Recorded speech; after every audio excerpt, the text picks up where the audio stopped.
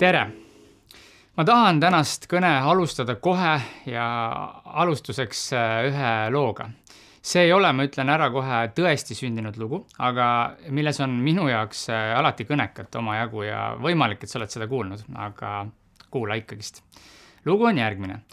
Üks mees sattus ühel päeval üleujutusse, tema piirkond oli üleujutatud ja vesi kõrkis väga kõrgesti. Mees ronis oma maja katusele ja kuna see mees oli usklik, siis ta palvetas, et Jumal, palun päästa mind. Ma usaldan Jumal, et sina juhid mind sellest olukorrast välja. Ta palvetas, et Jumal, sina juhid mind sellest olukorrast välja. Mõni hetk hiljem sellest samast majast või siis nii-öelda peaaegu katuselt, maja oli vee all, möödub üks mees kanuuga, ütleb, et kuule, hüppa sisse, ma aitan su ära sellest olukorrast. Mees vastab kanuumehele, et ei, aitäh sulle, aga Jumal päästab mind. Mõne aja pärast möödub mootorpaat sellest katuselt. Mees istub seal ja mootorpaadist mees hüüab, et tule hüppa peale, vesi tõuseb. Mees vastab talle, et ei ole hullu, Jumal päästab mind. Vesi tõuseb veelgi, tuleb lausa nii kõrgele, et see mees on veel seal nii-öelda korstna otsas, viimasel hetkel on ta veel kuskil pinna peal ja pääste helikopter tuleb, laseb köie alla, megafonist hüütakse, haara ruttu kinni, me viime su ohutusse kohta. Ja mees ütleb, ei, ma ei võta köies kinni, ei ole vaja päästa, et mina ootan issandat. Lõpuks juhtub see, et mees upub ära. Järgmisel hetkel on mees taevas, kohtub Jumalaga ja esimene asi, mida ta Jumalat küsib, et issand, mis juhtus, et miks sa mind ära ei päästnud? Ma usaldasin Jumal sind. Jumal vaatab mehele otsa ja vastab, ma saatsin sulle kanuu, ma saatsin sulle paadi, ma saatsin sulle helikopteri. Et mida sa siis veel ootasid? See lugu on tragikoomiline, aga see paneb mind mõtlema igatahes väga palju sügavamale. Sest tegelikult, nagu selles loos on ka meie elus sageli just nii, et Jumal juhib, aga me ei pruugi seda ära tunda. Ja veelgi enam, vahel me isegi ei tea, kas see, mida me kuuleme või kuulame, on Jumalast. Oluline, mida ma tahaks sissejuhatuseks öelda, on see, et Jumal tahab meid juhtida. Ta tahab, et me oleksime juhitud, ta tahab, et me mõistaksime, et me oskaksime eristada ja et me kuulaksime päriselt tema häält. Ja samas väga oluline on aru saada selle teema sissejuhatuseks sellest, et millega ma usun sa nõustud, et meie ümber on väga palju müra. Müra, millega sa oled võib-olla iseennast ümbritsenud, võib-olla on mingi müra ja fookus, kuhu sa oledki oma tähelepanu viimasel ajal pööranud, rääkimata siis sellest igasugustest häältest, mürast läbi sotsiaalmeedia, uudiste, teiste inimeste. Igatahes meie ümber on palju müra. Aga mis on ka oluline, selle müra keskel on ka konkreetselt hingevaenlase ehk kuradi häält. Ja siit ma tahaks tulla tagasi selle sama loo juurde, mida see mitte siis nagu tõesti sündinud lugu, aga räägime sellest mehest, kes oli seal üleujutuses ja ootas Jumalalt, aga lükkas kõik Jumala pakkumised tagasi selles loos. Aga ma räägin teile, et selles minu versioonis on üks väga oluline osa välja jäetud ja ma usun, et seda versiooni sa ei ole kuulnud. Kas sa tead, et selles loos tegelikult mees oli Jumalale esimese abi saatmise selle kanuu eest ülitänulik. Ta tänas Jumalat, ta hakkas juba sellesse kanuusse astuma ja järsku ta peas oli mingi siuke hästi õrn mõte. Ja ta kuulis sükest mõtet, et kui Jumal mind väga armastab, et kas ta päriselt saadab mingi võõra mehe, mingi väikse kanuu või Jumal tuleks nagu päriselt kohale. Siis ma paletasin, et tema tuleks ja päästaks mind. Ja see küsimus ja mõte hakkas tal kerima ja ta hakkas nagu kartma, et äkki teeb vale sammu. Ja see tundus väga loogiline see küsimus ja ta astus ühesõnaga sammu tagasi ja ta kanuusse ei astunud. Ja mis juhtus, nii jäigi ta tegelikult Jumalat nii-öelda isiklikult ootama. Just nii toimibki tegelikult sageli kurat hingevaenlane. Mitte karjudes, vaid sosistab kahtlusi, küsimusi, mõtteid, mis on väga väiksed, aga mille tagajärjed võivad olla väga tõsised. Kuradi eesmärk on alguses peale selleks, et tulla ja inimesi petta. Aga oluline kallis kogudus on mõiste, et ta ei tule inimese juurde tihti ilmse kurjusega. Väga harva ta ütleb otse, et tule, tee pattu. Ja lõpuks kurat, mis on oluline, ei tahagi ainult võtta ära lihtsalt meie rõõmu või rahu. Ta tahab võtta meilt kõige rohkem ära mida? Tõde. Tõde Jeesusest Ehk mida ta kristlastelt tahab koguduselt ära võtta? Mis asi see on? Ta tahab ära võtta identiteeti. Ja see ongi tänase sõnumi kõige olulisem koht. Olgu hingevaenlasel ükskõik mis plaanid ja need on ka meile teada, aga veel olulisem täna on see, et Jumal tahab anda meile tarkust ja juhtida meid püha vaimu kaudu, kuidas enda identiteeti kinnitada Jeesuses.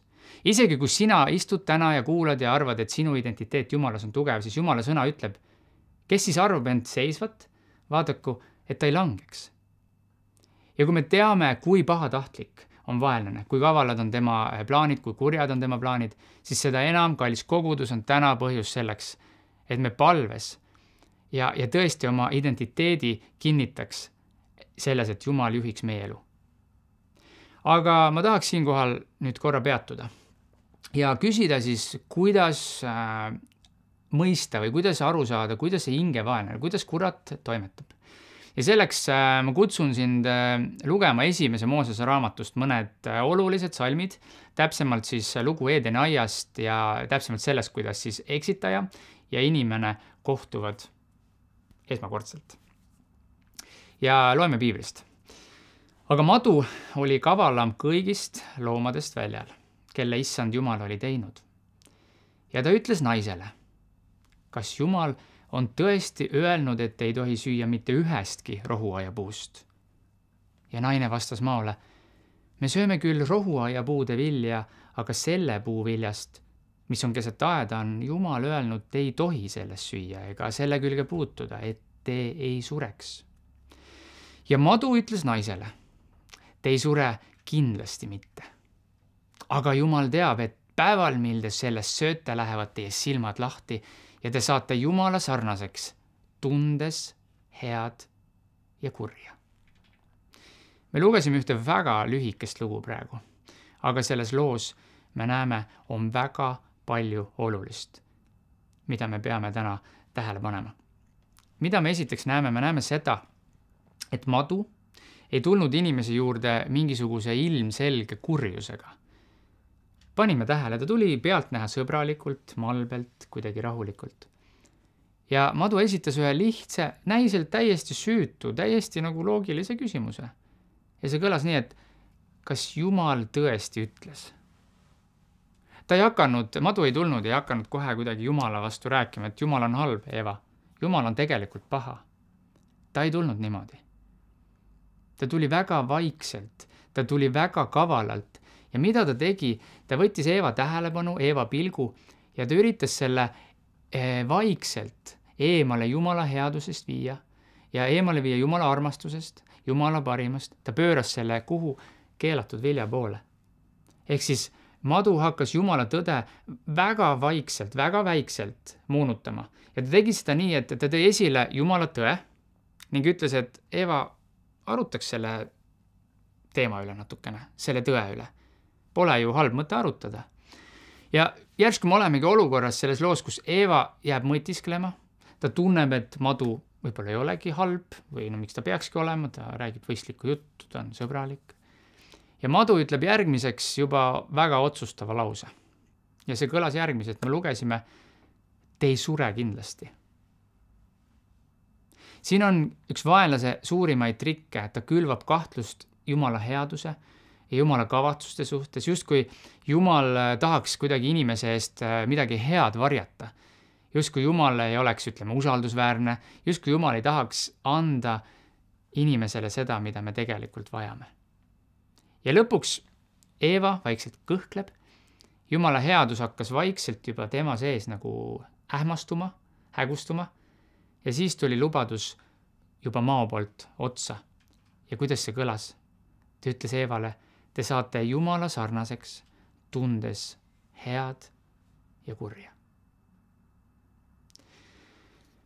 Ma olen seda lugu lugenud ja ma olen korduvalt mõelnud, et kuidas Eeva nii kergesti justkui nii-öelda auku kukkus. Aga ma pean kohe ütlema selle ära, et tunnen ka mina ennast selles olukorras ära, kui me keskenduma hakkame. Ja näeme paralleele meie eludes. Samas, kui vaatame Jeesuse kõrbekiusatuse lugu. Jeesus oli kõrbes kiusata, siis seal ei tegutsenud Jeesus oma tunnete või selle olukorra põhjal, kuhu teda pandi, vaid Jeesus lähtus sellest, kes ta on. Jumala poeg. Jeesus toetus ehk siis millele? Ta toetus sellele, kes ta on. Jeesus ei lasknud ennast kiusajal kõigutada. Ta ei lasknud mitte mingil määral kõigutada, mida oma identiteeti. Identiteeti, mis seisis tõel ja see tõde tuli pühakirjast. Ja see kandis teda. Ja otseselt tema tõde on isas. Mina saan täna siin istudes öelda teile ausalt, et mina olen ka teinud elus asju, mida ma hommikul ärgates ei oleks arvanud, et ma sel päeval teen. Või ma ei oleks uskunud, et tol päeval ma mõtlen selliseid mõtteid, käitun niimoodi. Aga kuidagi on ka minu elus päris palju juhtunud asju, et olen väikestel mõtetel oma peas päeva jooksul või päevade või nädalate jooksul kasvada lõpuks väga suureks segaduseks ja paraku ka tihti konkreetseks patuks, mis on kahjustanud minu südant, mis on kahjustanud minu suhet Jumalaga. Aga kallis kogudus, hea uudis on see, et mida Jeesus ka seal samas kõrbes näitas. Meie identiteet ja meie elu ei pea põhinema kiusatustel, segadustel meie ümber, nendel rasketel tunnetel või elu raskustel. See ei põhine sellel ka, mida teised arvavad, mida teised mõtlevad. Sinu ja minu identiteet saab toetuda Jumala tõotustele, saab toetuda Jeesusele, tema lunastusele ristil, üles tõusule. Ehk Jumal on ära võitnud patu ja surma. Sinu identiteet saab usu kaudu toetuda täielikult temale ja tema sõnale.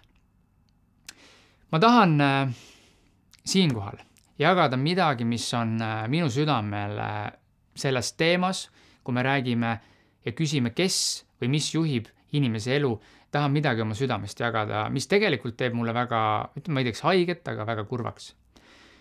Minu ja ma usun, et ka sinu ümber on väga palju selliseid toredaid inimesi, siiraid inimesi, kes otsivad vaimumaailma. Inimesi, kes seovad ennast tänapäeval väga mitmete erinevate vaimsete õpetustega. Inimesed räägivad rahust, tasakaalust, valgusest ja sellest, et universum kõnetab inimesi. Ja midagi sellist, et midagi inimeste sees justkui avaneb.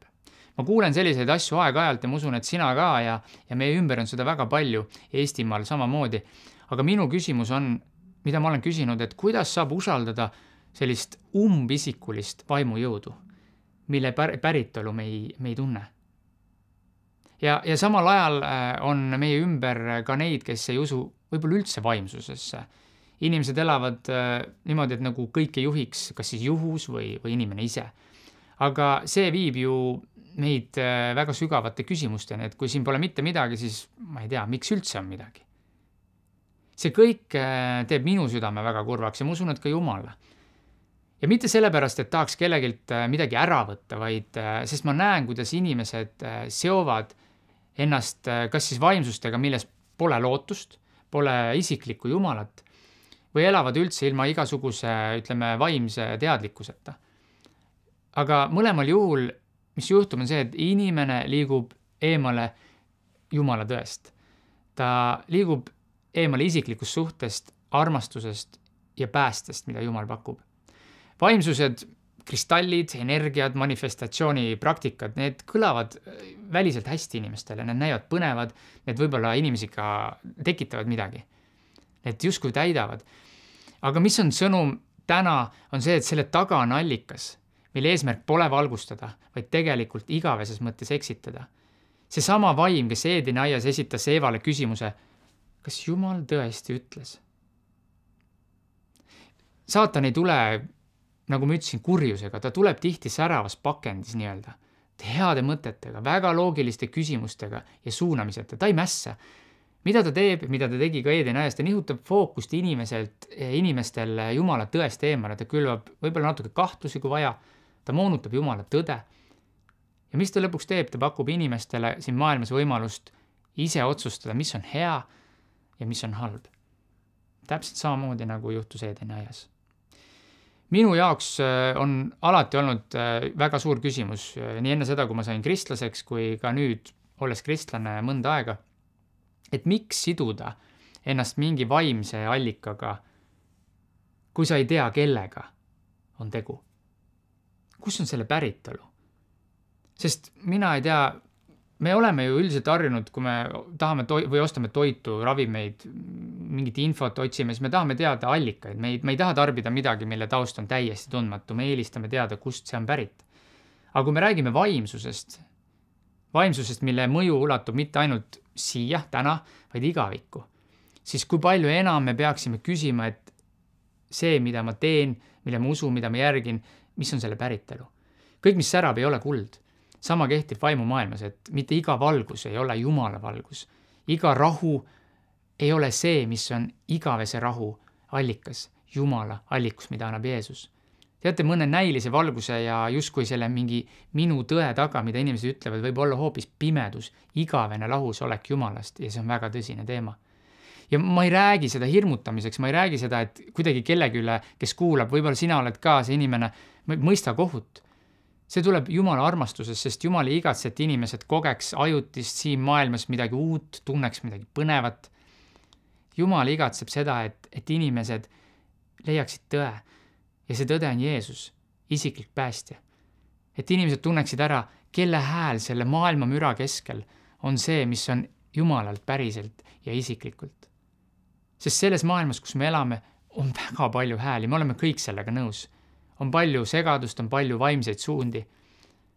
Aga minu ja ma usun, et see on ka Jumala südamehoiak, et see, mida ka meie kogudus, et me tunneksime ära selle ühe hääle, milles on elu. Me teame, selle hääle päritolu pole tundmatu. Ta ei tule kuskilt udust, ta ei tule kuskilt üldiselt universumist, ta tuleb isast ja pojast, see on püha vaim. Püha vaim, kelle Jeesus on tõotanud, kes juhib, kes tröstib, kes kinnitab. Ta on püha, ta on elav, ta on tõe vaim. Ja pane tähele identiteedi tõde enda üle. Ja see on see, et kui me teame, kelle omad me oleme, siis me teame ka seda, kelle häält me kuulame. Me teame, kes meid juhib. Jumala juhtimine ei pea olema alati mingisugune emotsionaalne, väga nähtav. Ja me ei pea ootama iga sammu jaoks mingit märki, erilist tunnet, kõnetust. Palju olulisem on see, et me teaksime, kus ja kelles on meie identiteet. Ja see on rajatud Kristusele. Kui see on rajatud Kristusele, siis me oleme juba juhitud. Me ei ela segaduses, me ei ela pimeduses, me teame, kellele me kuulume ja see määrabki selle, kes meie oleme kogudusena ja Jumala lastena. Meie identiteet ei ole hajutatud, meie tõde on see, et Jumal armastab meid. Jumal on andnud oma poja, kes suri meie eest. Ja kui me temasse usume, siis ei ole meil vaja karta, sest meil on pääste olemas juba temas. Vaenlane on kaval. Vaenlane ei maga. Ta ründab arvatavasti veel. Aga meie identiteeti on Kristusesse kirjutatud see tõde. Ja see on selline, et surm on võidetud. Patt on võidetud. Jumalas ei ole hirmu. Jumalas ei ole kartust. Ja kui me oleme täna kogudusena, ja võib-olla sa lihtsalt oled kaasas siin koguduse keskel kuulada, aga ma tahan öelda, et seda, et kogudus, kui me oleme Kristuses, siis me oleme uus loodu. Ja selles uues loodus ei ole kohta hirmul, valel, eksitusel. Meie identiteet ei kuulu uhkus või seksuaalne ebapuhtus, segadus, rahulolematus, kibestumine. Meie identiteet ei kuulu ka andestamatus. Elu võib olla keeruline. Raskused, takistused tulevad. Aga need ei määra meid. Need ei saa ära võtta seda, kes me oleme Jeesuses Kristuses. Kallis kogudus, sõna ütleb, et kui keegi on Kristuses, siis ta on uus loodu. Vana on möödunud, vaata, uus on sündinud.